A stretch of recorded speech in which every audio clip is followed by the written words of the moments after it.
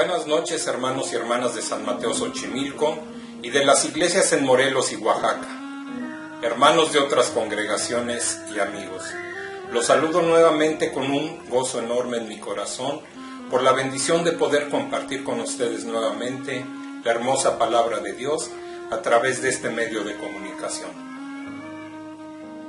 Durante estas semanas hemos estado hablando los varones de la serie acerca del perfil de madurez según Pablo, basados en dos pasajes similares de la Sagrada Escritura, los cuales encontramos en la primera carta a Timoteo, en su capítulo 3, versículos del 1 al 7, y en la carta a Tito, capítulo 1, versículos 5 al 10.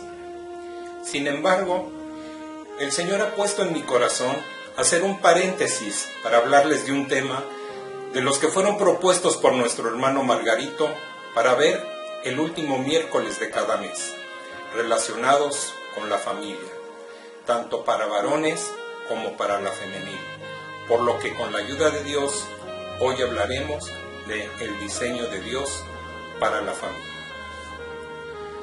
Antes de iniciar, vamos a hacer una oración al Señor para pedirle que Él sea nuestra guía durante el desarrollo de este estudio, y posteriormente los invito a que escuchemos juntos una alabanza para darle toda la gloria, honra y adoración al único que lo merece, nuestro eterno Dios.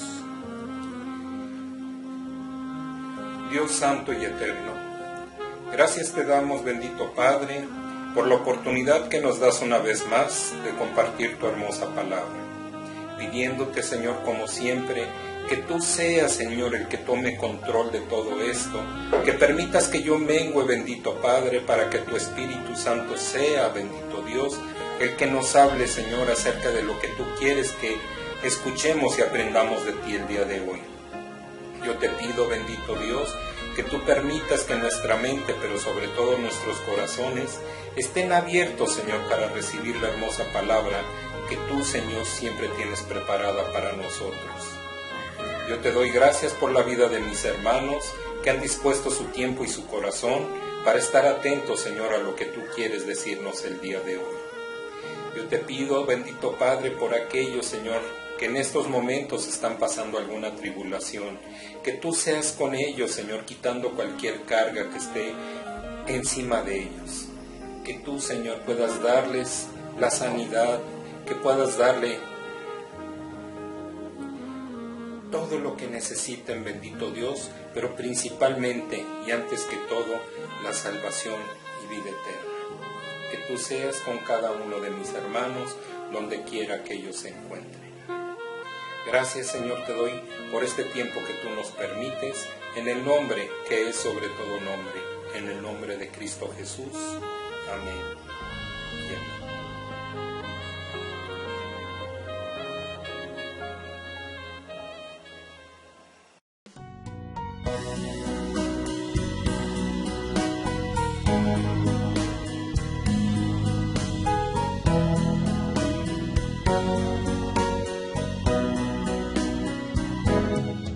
La familia es institución divina, plan perfecto.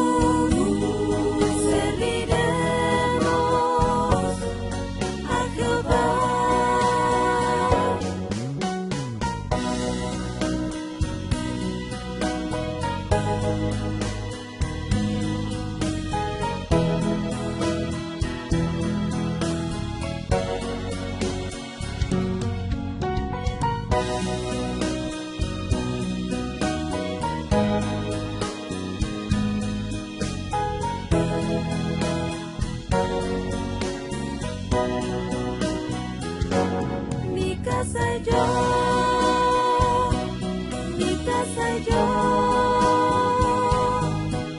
mi casa y yo.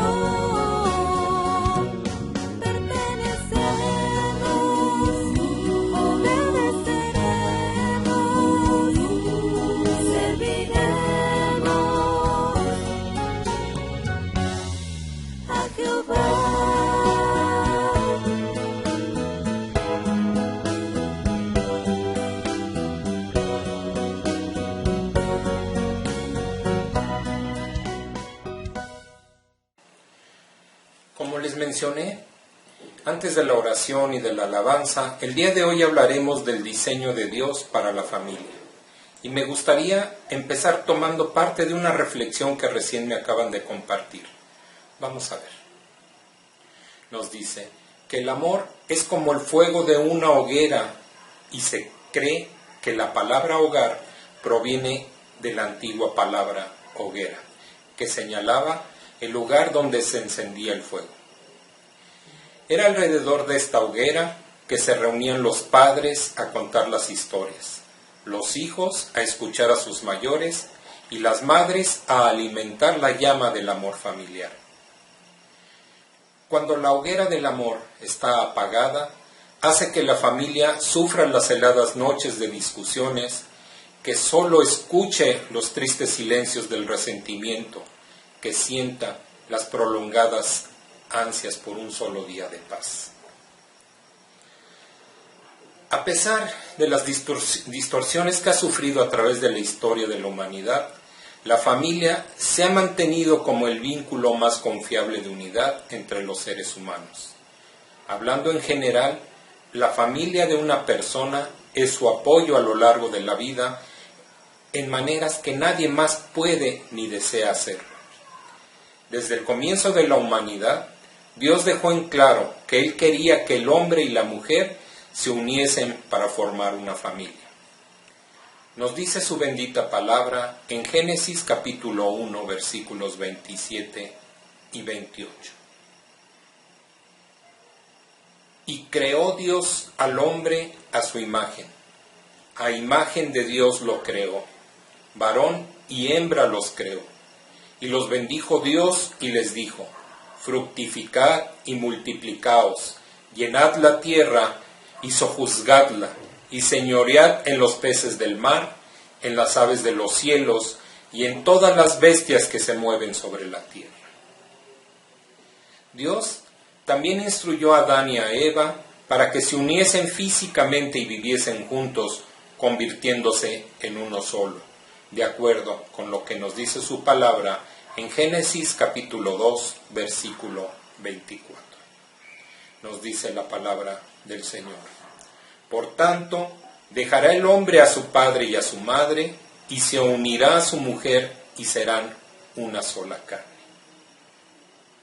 Dios le da al esposo y a la esposa una familia, y la Sagrada Escritura nos dice al respecto en Salmos 127, versículos del 3 al 5. Salmos 127, versículos del 3 al 5 nos dicen: He aquí, herencia de Jehová son los hijos, cosa de estima el fruto del vientre, como saetas en mano del valiente. Así son los hijos sabidos en la juventud. Bienaventurado el hombre que llenó su aljaba de ellos, no será avergonzado cuando hablare con los enemigos en la puerta. Estos versículos que nosotros acabamos de leer son un poco más claros en la versión de Nueva Traducción Viviente, que nos dice: los hijos son un regalo del Señor, son una recompensa de su parte. Los hijos que le nacen a un hombre joven son como flechas en manos de un guerrero. Qué feliz es el hombre que tiene su aljaba llena de ellos. No pasará vergüenza cuando enfrente a sus acusadores en las puertas de la ciudad. La familia, según Dios la diseñó, es una fuente de supremo gozo y placer continuo, pero podemos hacernos algunas preguntas. ¿Es la unidad familiar ¿Algo que solo se aplica a la vida física? ¿O es acaso la representación de algo mucho más grande y glorioso? ¿Tiene Dios un propósito fundamental para la unidad familiar que 7,000 millones de personas no conocen? Veamos ahora el magnífico propósito que Dios tiene para la familia, analizando diversos pasajes de la Sagrada Escritura. Recordemos que nuestra hermana Leti Villanueva nos compartió sobre una de las mujeres importantes de la que nos habla la Biblia, Ruth. El primero de nuestros pasajes está relacionado con ella y podemos titularlo La extraordinaria familia de Ruth.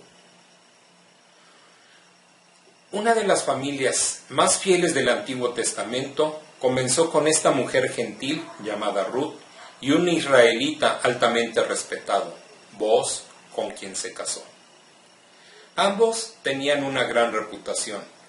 Ruth se ganó la suya de manera difícil, rigurosa y sensata, y Booz se ganó el respeto de su comunidad por manejar sus negocios de manera respetable, justa y consciente de las necesidades de los demás.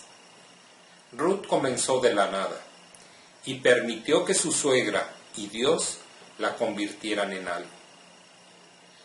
Siendo una moabita de nacimiento que creció en medio de una religión falsa, Ruth fue guiada a aprender acerca del verdadero Dios y cuando lo hizo, abandonó a su familia y la religión moabita y adoptó las verdades santas de Dios. Ruth amaba a su suegra, nos lo dice la Sagrada Escritura, quien por su parte amaba a Dios. Lo que Ruth amaba de Noemí, su suegra, en realidad era el Dios mismo, porque el amor radiante del Eterno emanaba del carácter amoroso de ella, de Noemí. Cuando Ruth perdió a su primer marido, quien era uno de los hijos de Noemí, ella se rehusó terminantemente a dejar a su suegra. Esto nos lo deja ver Ruth, capítulo 1, versículos 16 y 17. Nos dice la bendita palabra de Dios. Respondió Ruth: no me ruegues que te deje y me aparte de ti, porque a donde quiera que tú fueres, iré yo, y donde quiera que vivieres, viviré.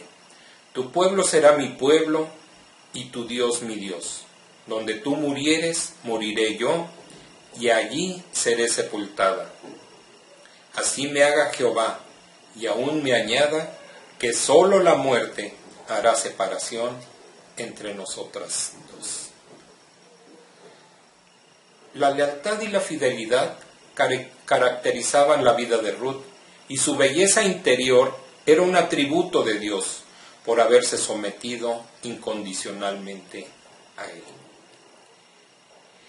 Porque en realidad no hay nada más hermoso en los seres humanos que vivir según las verdades santas del Dios Todopoderoso. Dios transformó a Ruth. Aunque ella demostró tener buen carácter mucho antes de dejar su tierra natal, ella fue moldeable en las manos de Dios, y Él la transformó en un instrumento de misericordia, asegurándose de que se casara con Booz, quien era un ejemplo impecable de carácter justo. Con el tiempo de este matrimonio entre un israelita y una gentil, nació Isaí, el padre del rey David, y eventualmente el Rey de Reyes, nuestro Señor Jesucristo, como nos deja ver Ruth en su capítulo 4, versículo 22, y Mateo en su capítulo 1, versículos 15 y 16. Ruth 4:22 nos dice: Obed engendró a Isaí, e Isaí engendró a David. Mateo, en su capítulo 1, versículos 15 y 16, nos señala: Salmón engendró de Rahab a Booz, Booz engendró de Ruth a Obed, y Obed a Isaí. Y Jacob engendró a José, marido de María, de la cual nació Jesús, llamado el Cristo. El segundo pasaje que veremos hoy le podemos llamar la familia fiel de Felipe. El evangelista Felipe evidentemente tuvo una maravillosa familia, con profundas raíces en Dios y su palabra. La poca información que se tiene de él, de Felipe y su familia, nos dice mucho. Él fue seleccionado por hermanos con gran discernimiento y ordenado como diácono en la iglesia primitiva de Jerusalén, de acuerdo con lo que nos dice la Santa Biblia en el libro de los Hechos de los Apóstoles, en su capítulo 6, versículos del 1 al 6, al cual vamos a darle lectura. Hechos 6, versículos del 1 al 6 nos dice: En aquellos días, como creciera el número de los discípulos, hubo murmuración de los griegos contra los hebreos, de que las viudas de aquellos eran desatendidas en la distribución diaria. Entonces los 12 convocaron a la multitud de los discípulos y dijeron: No es justo que nosotros dejemos la palabra de Dios para servir a las mesas.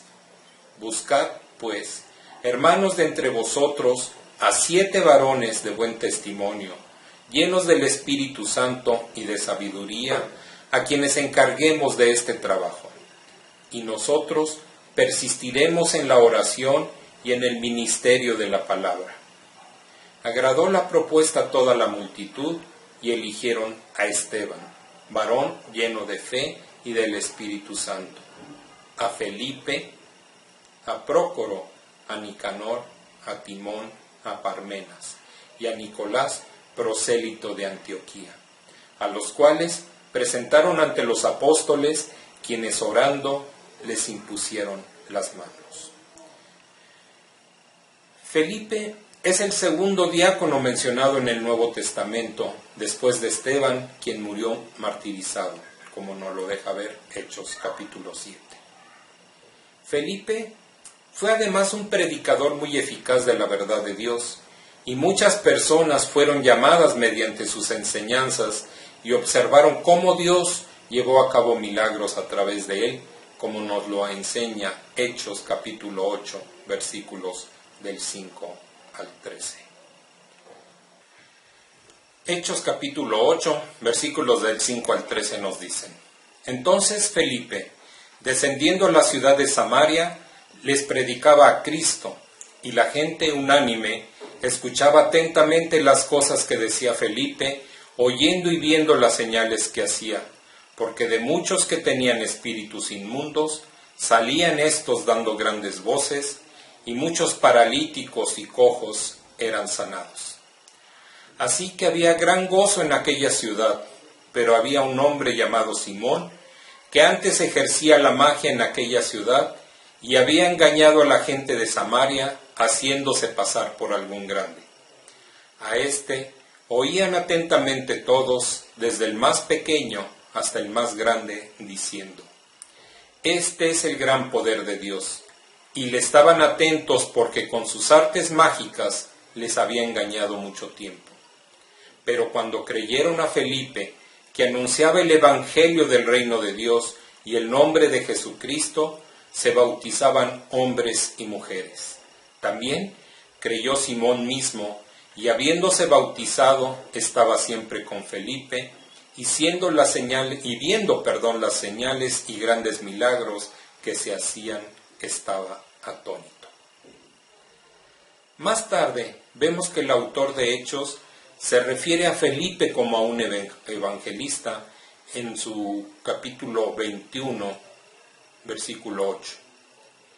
En el versículo siguiente se registra que sus 4 hijas profetizaban, en el versículo 9, insinuando que todas habían sido instruidas por su fiel padre, conocían a cabalidad la verdad de Dios. Y aun cuando nada se dice directamente con respecto a la esposa de Felipe, parece razonable asumir que ella también tuvo mucho que ver con esta extraordinaria familia. Dios elogia grandemente a la familia de Felipe por su dedicada actitud y forma de actuar. Es evidente que la familia terrenal, que fue diseñada por Dios como una institución para nuestra instrucción espiritual, es muy importante para Él. Pero esta familia humana, a pesar de lo maravillosa e importante que puede ser, es eclipsada por otra familia, la familia de Dios. Nos encontramos ahora con un tercer pasaje que le daremos el nombre de Pacto de la Familia con Dios. Para este pasaje nos basaremos principalmente en el libro de Josué, su capítulo 24, versículos del 14 al 18. Vamos a ver qué nos dice la bendita palabra de Dios en esta porción de la Sagrada Escritura. Josué 24, 14 al 18.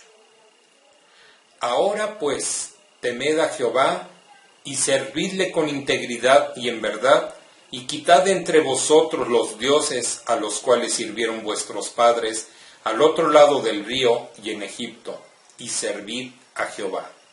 Y si mal os parece servir a Jehová, escogeos hoy a quien sirváis, si a los dioses a quienes sirvieron vuestros padres cuando estuvieron al otro lado del río, o a los dioses de los amorreos en cuya tierra habitáis.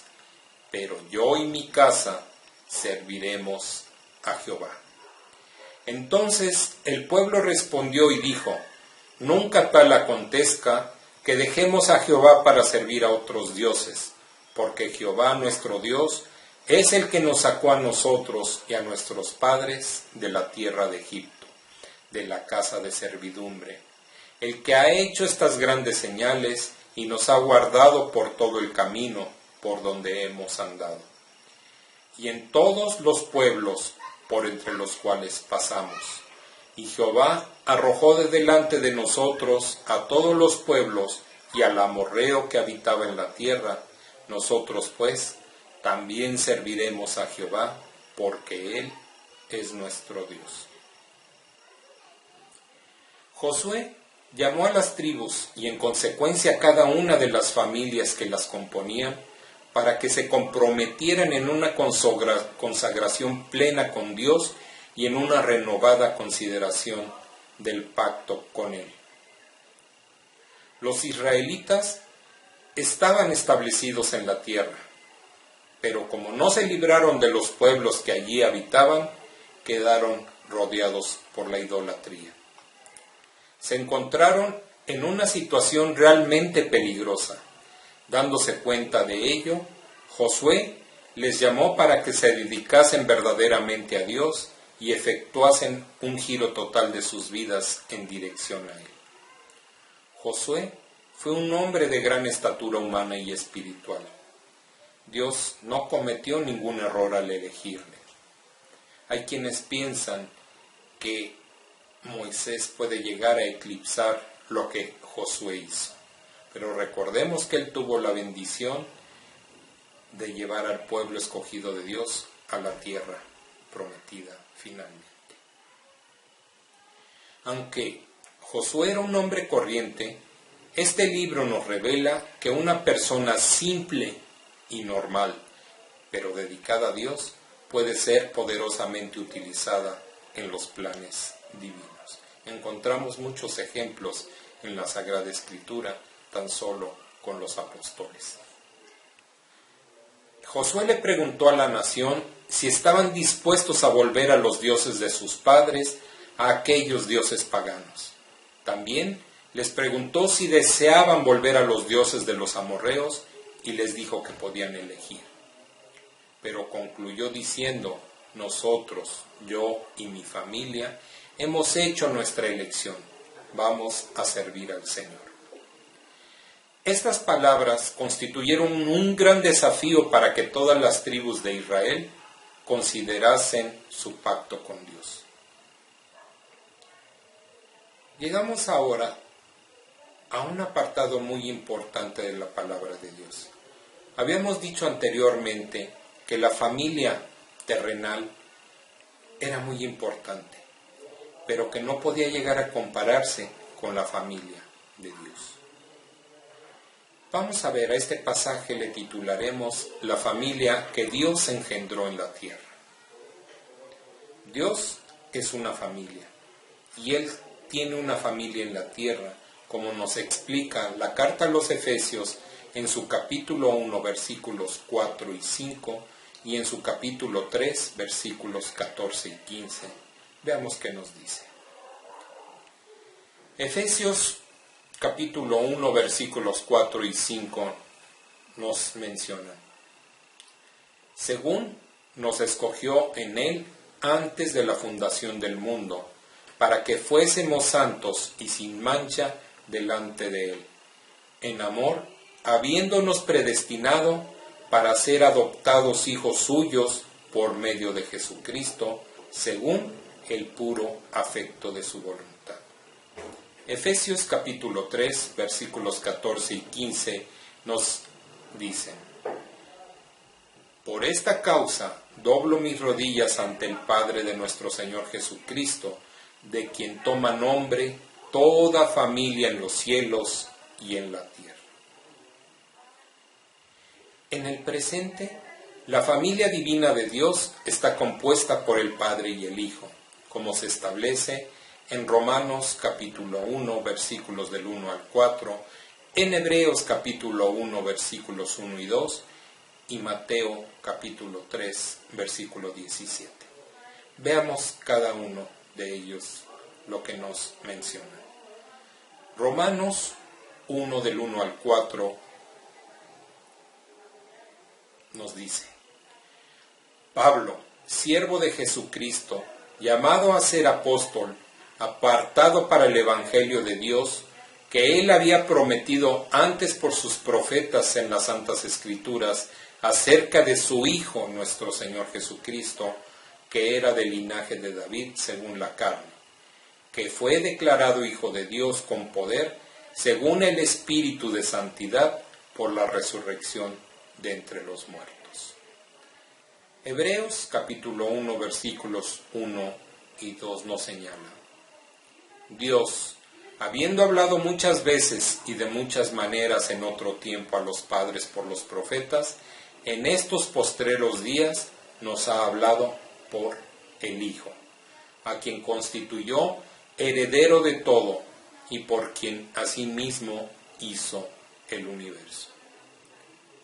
Finalmente, en Mateo 3, versículo 17, en esta parte que estamos analizando nos dice: y hubo una voz de los cielos que decía: este es mi Hijo amado, en quien tengo complacencia. Además, la familia espiritual de Dios también está compuesta por los santos de Él, los santos de Dios, es decir, los verdaderos cristianos. Romanos 8, capítulo 8, versículo 14 nos dice: porque todos los que son guiados por el Espíritu de Dios, estos son hijos de Dios. Asimismo, el libro de Hebreos habla de la familia de Dios en su capítulo 2, versículos del 9 al 11, diciendo: pero vemos a aquel que fue hecho un poco menor que los ángeles, a Jesús, coronado de gloria y de honra a causa del padecimiento de la muerte, para que por la gracia de Dios gustase la muerte por todos, porque convenía a aquel por cuya causa son todas las cosas y por quien todas las cosas subsisten, que, habiendo de llevar muchos hijos a la gloria, perfeccionase por aflicciones al autor de la salvación de ellos, porque el que santifica y los que son santificados de uno son todos, por lo cual no se avergüenza de llamarlos hermanos. El apóstol Pablo muestra además que la familia espiritual que Dios ha engendrado, constituida de hijos e hijas, se sentará junto a Cristo en el trono de Dios. Si bien permanecemos físicamente en esta tierra, somos presentados como aquellos que morarán con Cristo gracias a su sacrificio en esa cruz del Calvario. Efesios capítulo 2, versículos del 4 al 6, nos habla sobre esto. Pero Dios, que es rico en misericordia, por su gran amor con que nos amó, aun estando nosotros muertos en pecados, nos dio vida juntamente con Cristo. Por gracia sois salvos. Y juntamente con Él nos resucitó, y asimismo nos hizo sentar en los lugares celestiales con Cristo Jesús. Dios se refiere a aquello que Él ha planeado, pero que aún no ha acontecido, como algo que ya ocurrió, como nos lo deja ver Romanos 4:17, al que no daremos lectura en este momento. Así vemos en las Sagradas Escrituras que Dios tiene una familia aquí en la tierra compuesta por sus hijos e hijas. Gloria a Dios. Estos se han arrepentido de sus pecados y se han comprometido a obedecerle. Han puesto su fe en Él, han creído en sus promesas. Se han bautizado en agua para luego emerger de ese sepulcro líquido y han recibido su Espíritu Santo mediante la imposición de manos de un ministro de Cristo. Soportado en todo esto que acabamos de ver, llegamos al punto medular del día de hoy que podemos titular el propósito fundamental de la familia. Parte de la ingeniosa comunicación de Dios con la humanidad se lleva a cabo mediante modelos físicos que representan realidades espirituales. Por ejemplo, las Escrituras describen nuestros cuerpos como templos físicos.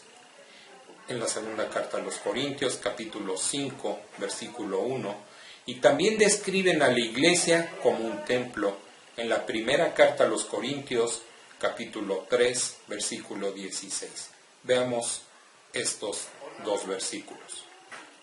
Segunda de Corintios 5:1 nos dice: porque sabemos que si nuestra morada terrestre, este tabernáculo, se deshiciere, tenemos de Dios un edificio, una casa no hecha de manos, eterna en los cielos. La primera carta a los Corintios, en su capítulo 3, versículo 16, nos señala: ¿no sabéis que sois templo de Dios y que el Espíritu de Dios mora en vosotros? Ahora me gustaría compartirles la segunda parte de la reflexión de la que les hablé en un principio. Como familia, pidámosle a Dios que la hoguera de nuestro amor nunca se apague. Cuando la hoguera del amor está encendida, es todo lo contrario. La familia sigue recibiendo el calor de los abrazos. Continúa dialogando aún en medio de las dificultades y compartiendo sus historias. La familia se siente en armonía y paz alrededor de la mesa. Como familia, pidámosle a Dios que la hoguera de nuestro amor siga encendida. Estos 3 versículos bíblicos que vamos a leer a continuación son el fuego divino alrededor del cual podemos construir el verdadero hogar. El primero de ellos lo encontramos en la primera carta a los Corintios, capítulo 1, versículo 10. Nos dice: os ruego pues, hermanos, por el nombre de nuestro Señor Jesucristo, que habléis todos una misma cosa, y que no haya entre vosotros divisiones, sino que estéis perfectamente unidos en una misma mente y en un mismo parecer. Ahora veamos el segundo, que encontramos en Colosenses capítulo 3, versículos del 8 al 10 y versículo 14.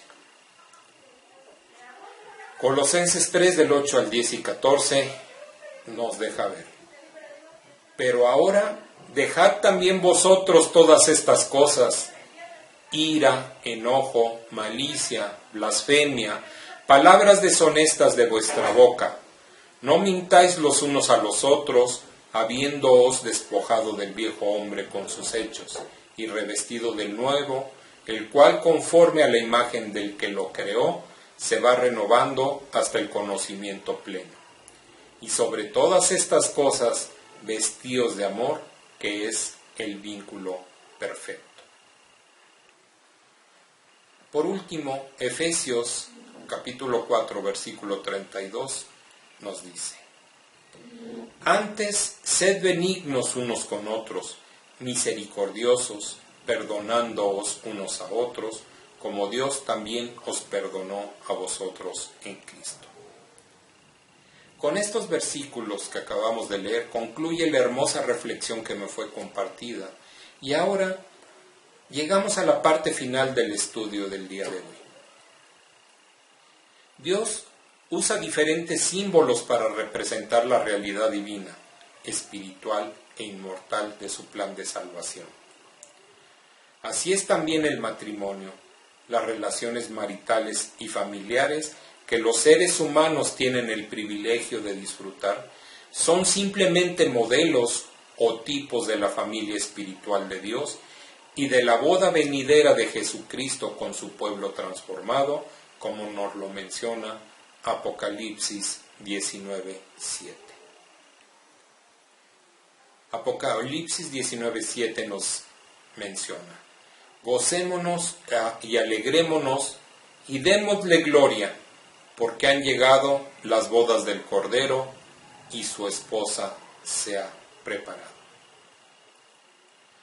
Tanto nuestro Señor Jesucristo como los santos de Dios somos hijos de Dios, siendo Cristo su Hijo primogénito, el primero en haber sido elevado a la gloria divina, a pesar de que Él también preexistió en gloria antes de su vida humana, al contrario de todos nosotros. La unión de Jesucristo con la Iglesia del Nuevo Pacto es representada por la Jerusalén celestial, donde Dios considera que su familia estará sentada. Esta Jerusalén de arriba es la madre de todos nosotros, como señala Gálatas 4:26, y Dios será nuestro Padre por toda la eternidad. Eventualmente, después de 2 periodos de gran salvación, el reino de 1000 años de Cristo y el subsecuente juicio del gran trono blanco, que encontramos en Apocalipsis 20, versículos del 4 al 6 y del 11 al 13. Dios el Padre traerá la nueva Jerusalén a una tierra renovada, y Cristo la presentará a los miles de millones de hijos de Dios que habrán sido salvados. El apóstol Pablo describe bien este acontecimiento en la primera carta a los Corintios, capítulo 15, versículos 23 y 24, mostrando el orden de las personas que serán elevadas a la gloria. Primera de Corintios 15, 23 y 24.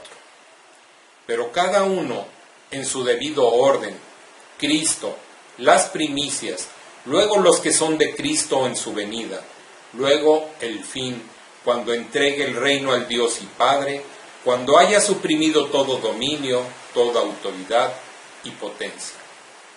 Por lo tanto, el propósito fundamental de la familia sobre la tierra es el de proveer una gran familia espiritual y divina para Dios por toda la eternidad. Por ello, es que la importancia de la familia física es tan vital para Dios y para nosotros.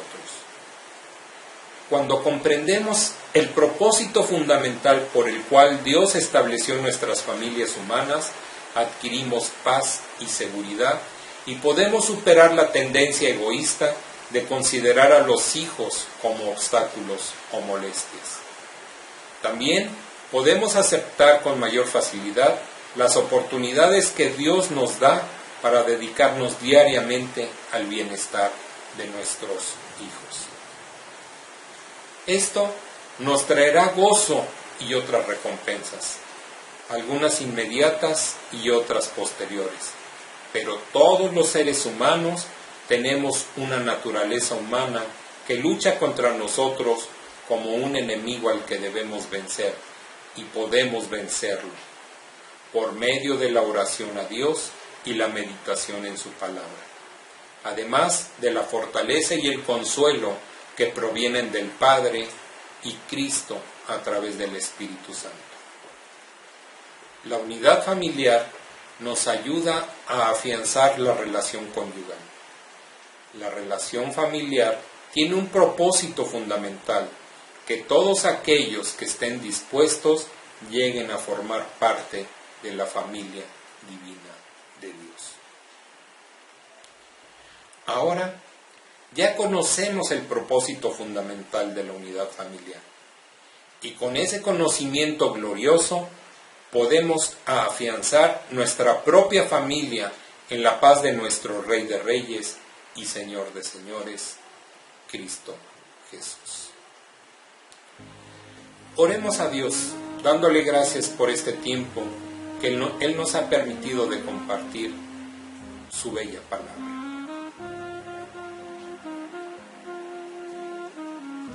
Padre Celestial, gracias te damos, Señor, por este tiempo, bendito Padre, que tú nos has permitido, que tú, Señor, has puesto a nuestra disposición los medios para seguir compartiendo tu palabra, a pesar, Señor, de que por las circunstancias que rodean en este mundo no podemos reunirnos presencialmente. Te damos gracias, Señor, porque tú nos guías, tú nos das la sabiduría necesaria, Señor, para que tu palabra no se empolve, para que no quede ahí, Señor, sino que sea difundida a todas las criaturas y a todas las naciones. Yo te doy gracias, Señor, porque tú en tu grande amor y misericordia estás con nosotros en todo momento, dándonos lo que necesitamos. Te doy gracias por la vida de mis hermanos, por ese tiempo, Señor, que ellos han dispuesto para escuchar acerca de tu hermosa palabra.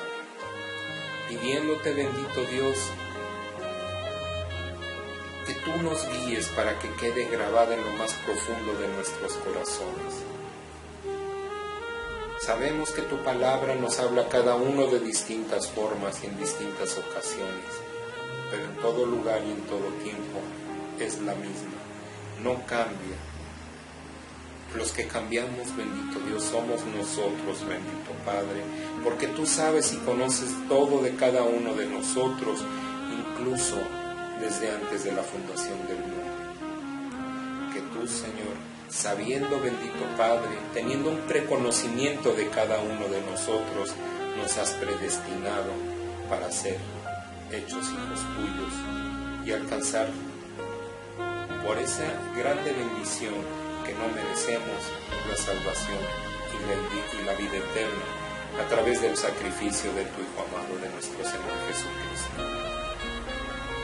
Yo te pido, Señor, que tú cuides y guardes a cada uno de mis hermanos, que tú, Señor, permitas que la unidad familiar que debe de permear, que debe de estar en cada uno de nosotros, se fortalezca. Que este tiempo, Señor, en que nosotros hemos sido confinados a estar en nuestros hogares, no sea un tiempo en el que nosotros podamos sentirnos frustrados o tristes o enojados por esa situación, sino más bien en la oportunidad que tú nos das de fortalecer los lazos familiares. Yo te pido, Señor, que tú hayas permitido que cada uno de nosotros veamos ese propósito que tú has puesto en nuestras vidas y que finalmente podamos ser como tú quieres que nosotros seamos. Y que el propósito fundamental desde el principio de la creación de la familia permanezca unida en todos y cada uno de nosotros. Primero, en nuestra familia en la sangre, viendo por aquellos, Señor, que aún no han aceptado a nuestro Señor Jesucristo como su Señor y Salvador. Y después, también al mismo tiempo, viendo por nuestra familia en la fe. Gracias te doy, Señor, por todo lo que tú nos permites y todo lo que tú haces, porque tú eres la luz que ilumina nuestro camino, que tu palabra guía todos los actos de nuestra vida. Gracias te doy por todo esto, en ese nombre glorioso de tu Hijo amado, de nuestro Señor Jesucristo, a quien adoramos, glorificamos y honramos hoy y siempre. Amén. Y amén.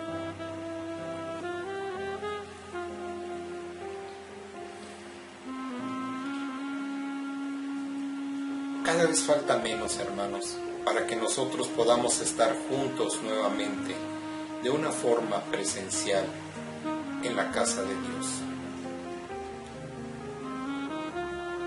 Hemos hablado con algunos de los hermanos y decimos cuánto extrañamos, cuánto anhelamos poder vernos para abrazarnos y seguir compartiendo la bendita palabra de Dios.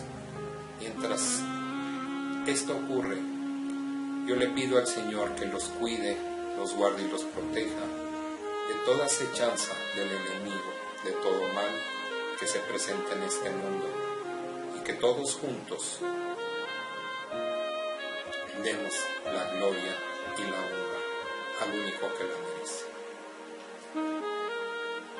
Gracias, hermanos, y para despedirnos, primero yo quisiera hacerlo con la bendición sacerdotal, diciendo que la gracia de nuestro Señor Jesucristo, el amor de Dios el Padre y la comunión con su Santo y bendito Espíritu permanezcan con nosotros hoy y siempre. Amén.